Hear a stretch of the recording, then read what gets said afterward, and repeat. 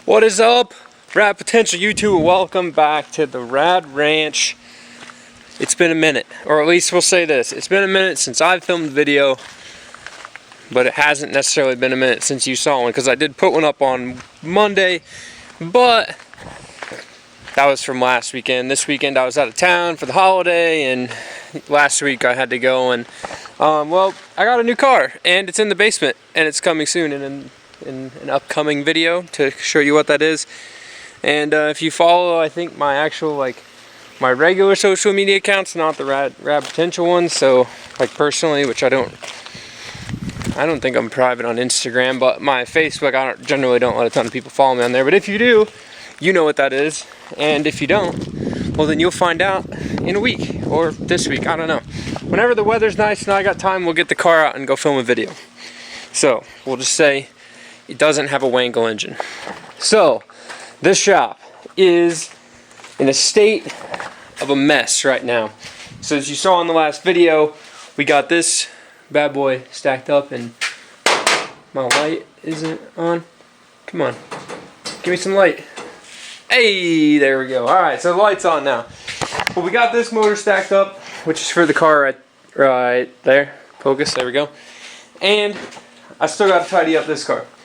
So, this for Adler. Haven't touched it in a couple weeks. It's just kind of been in here, in the way. I need to go down to the street, or the junkyard. We'll just start calling it the junkyard.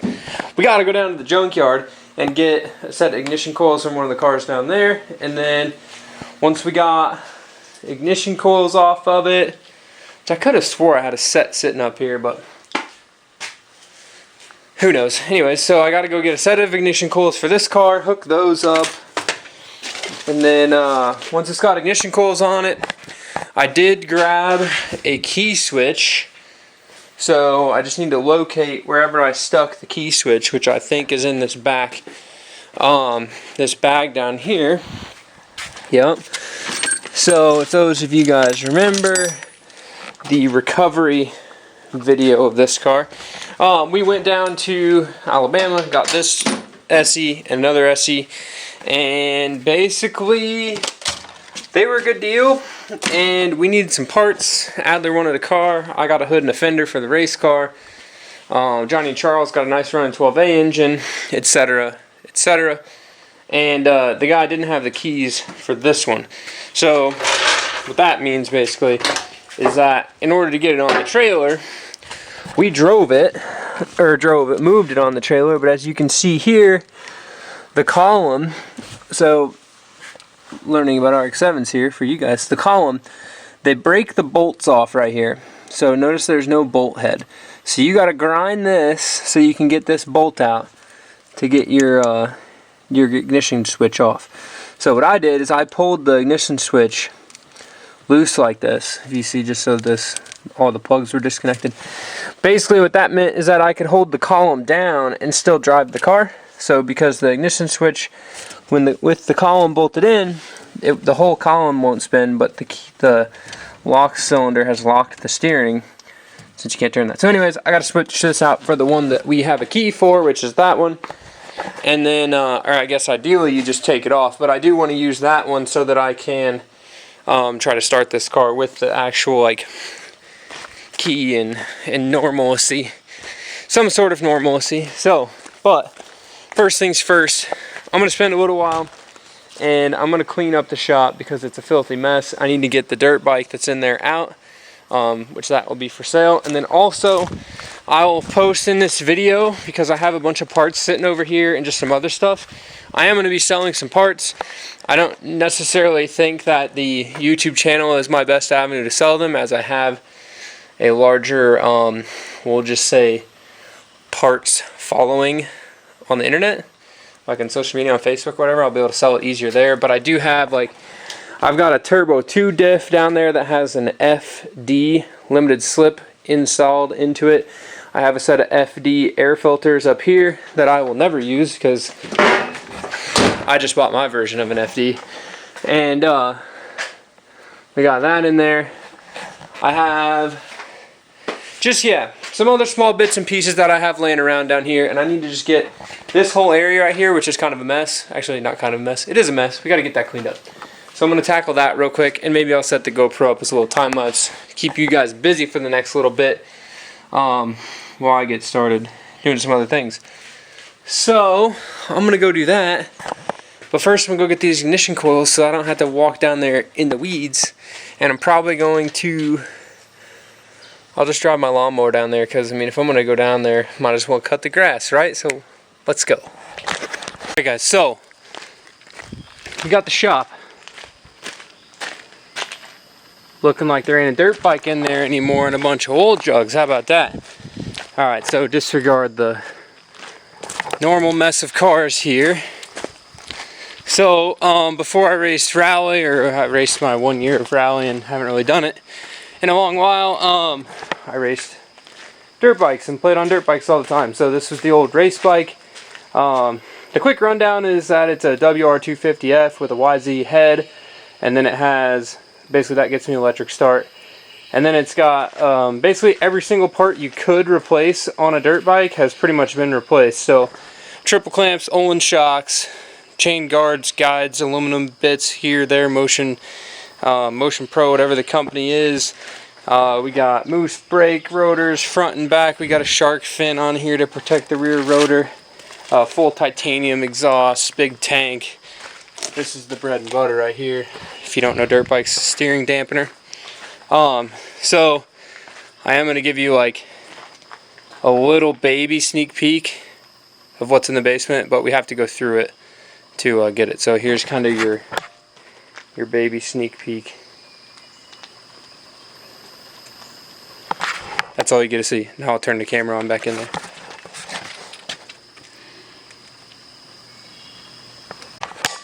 Alright, so I gotta move all of that stuff there, at least some of it, because I need to bring this bike, which is my KX250 two-stroke. So this is one that I built while I was in college, but it's like a fully built two-stroke 250, ported, the whole deal. It has a stock piston in it, but other than that, everything's fully kill on it, and it rips super fast.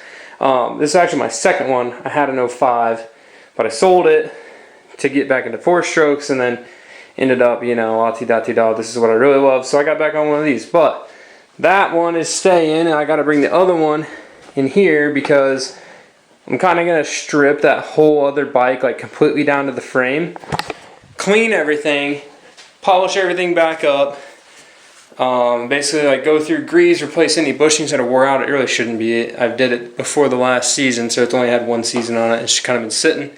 Do fork seals in that bike, new shock bushings in that bike, just clean everything up because I'm going to sell that one. Because I don't really, well, I don't ride really either of them, but if I had to pick one, yeah, I have more seat time on the WR racing it, but this bike is like way more cool / fits the bill for something that Mr. Rad would own versus like a WR250 that has electric start and all this other stuff. But anyways, so I'm going to get those switched out, and then we'll go back to the shop. Alright, so bikes are moved, and I decided to leave this one here because I really only need this much space to do that one. So we're just going to stay here and work on it here.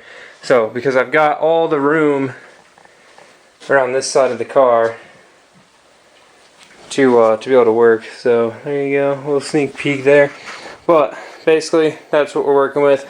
Shouldn't, like I said, shouldn't take me long to strip this thing down, and then we'll be rocking and rolling. Alright y'all, we're in the shop.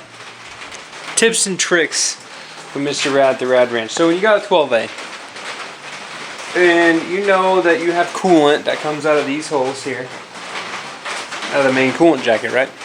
So say you have like a Holly manifold or a Weber manifold or whatever, right? It doesn't have those ports on it, but when you have a stock Nicky manifold, you got those ports.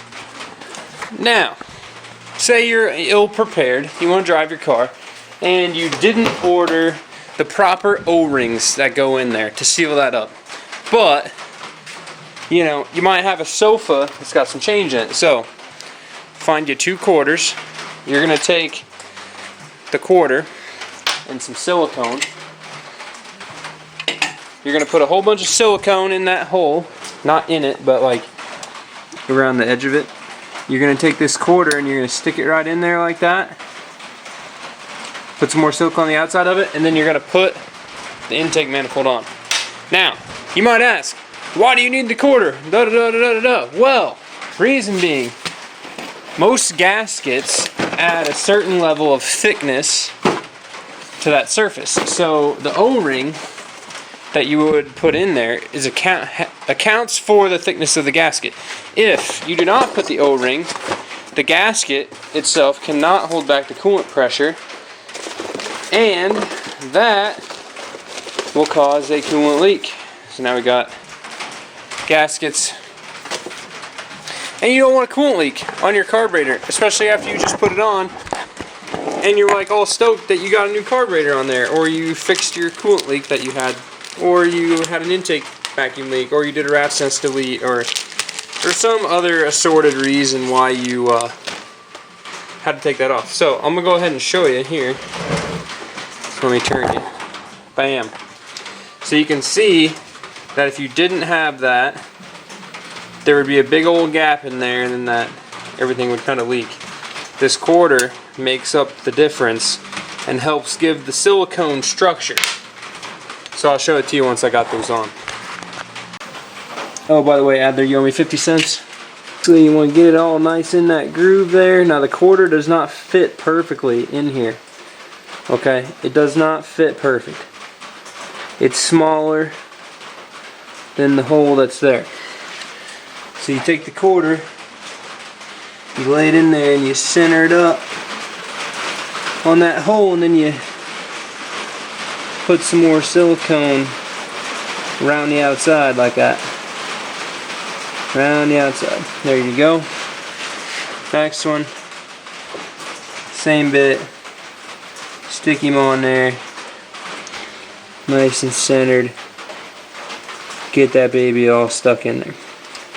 Alright, so the intake manifold puts pressure on a quarter switch, puts pressure on the engine, and then therefore it doesn't leak, i.e. you're winning. Another thing that I like to do is, I'm going to put more silicone on here, but basically put some silicone around all the ports so that the cork gasket kind of gets liquefied and glued into place.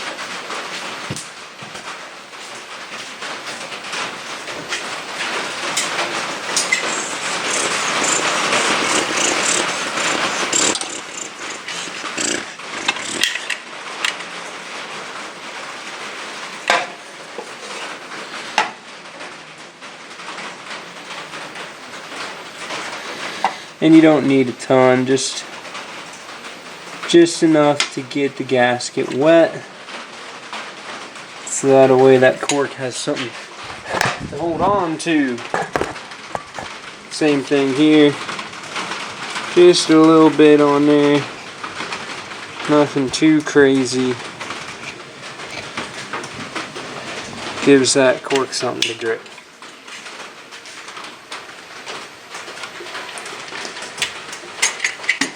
Grip it and rip it is the mantra of what famous athlete? Name it in the comments below. Alright, so unfortunately, like I said, I don't have a carburetor base plate gasket. Tech tip when you're using silicone, just snug everything up and then come back like a couple hours later and then tighten everything. That way you don't just squish all the silicone out, and yeah, and you don't need a ton of it, but yeah, anyways, so intake manifold is on. This one's been fully vacuum deleted, so you can see here there's a little butterfly that would be in here. That's all deleted. The actuator port here has been tapped for a bolt, so that's deleted. The back port here has been cut and tapped and drilled. We got a block off plate there, and obviously the quarters, because we don't need coolant going through this thing. So among other things on the car, I do have the ignition coils hooked up. However, you see how this piece here has this little barb blade connector on it? One, I'm missing a nut on the coil, and two, I really don't want to cut this wire off. I'd rather get the actual right thing. So I'm going to get the right deal for that and find another nut somewhere, which will be fun. I got a bunch of cars here I can take one off of, but I need to go down to those other cars and see if one of those is on it. If not, I will find one around here somewhere, or I'll just snag one from O'Reilly's. A couple bucks. Anyways, so yeah, we got that, which means we can hook up the spark plug wires here. Leadings in the or trailings in the front, leadings in the back, and yeah, kind of looking like a mild car. This one, I wouldn't say it's been taking me a while. I would say that the attention paid to the vehicle has been fairly low. So, with that, also, shop's clean. Look at this. No dirt bike. The drift trike project. Yeah, I'll have to keep working on that at some point. I was gonna make a video about it, but my buddy Jacob, we kind of hit a stall. There's the engine for it. Welding cart. Justin's got my welder. Turbo 2 diff with FD center chunk for sale. Hit me up. I also have a whole nother Turbo 2 diff and axles. That's in my other parts car. So if you want that one and the stuff, if you want all my Turbo 2 diff stuff, so that's one pair of axles, 2 full diffs. One of them has a FD torsion in it. $500, local pickup only. Hit me up. Also, I have these pretty sick FD air filter pods that are like, this one's missing a couple of things, but pretty good shape. Filters are really clean and nice. All the stuff's there. $70. I'll ship them. Hit me up on Instagram. So, with that is going to be all for tonight. I hope you enjoyed your sneak peek of my new car. I'm going to be, ideally if the weather is nice tomorrow, I'm going to drive it and we're going to make a video about it and I will show you. I also filmed me going to get it, but I just, wanted to have more meaning. So, thanks for watching. Keep it red.